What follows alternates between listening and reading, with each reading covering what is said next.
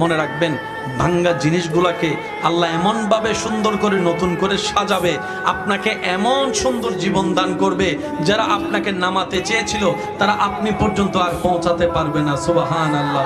যারা আপনাকে টেনে ধরে নামাতে চেয়েছে তারা অনেক পিছনে পড়ে থাকবে, আপনি রবের রহমত নিয়ে অনেক দূরে এগিয়ে থাকবেন। মনে রাখবেন, শুধু একটু সয়ে যাবেন, একটু ধৈর্য ধরে থাকবেন, একটু সহ্য করে চুপ করে থাকবেন। যত সইবেন তত পাইবেন, যত সইবেন তত পাইবেন। কোনো আফসোস নাই, কোনো আপত্তি নাই, কোনো হা হতাশ নাই। রবকে শুধু এতটুকু বলবেন যখনই মন খারাপ হবে, সিজদায় মাথাটা ঝুঁকিয়ে, ইয়া রব, আমি যা পেয়েছি কোনো কিছু পাওয়ার যোগ্যতা আমার কাছেই নেই, সব তুমি দয়া করে দান করেছো, সব তুমি দয়া করে দান করেছো।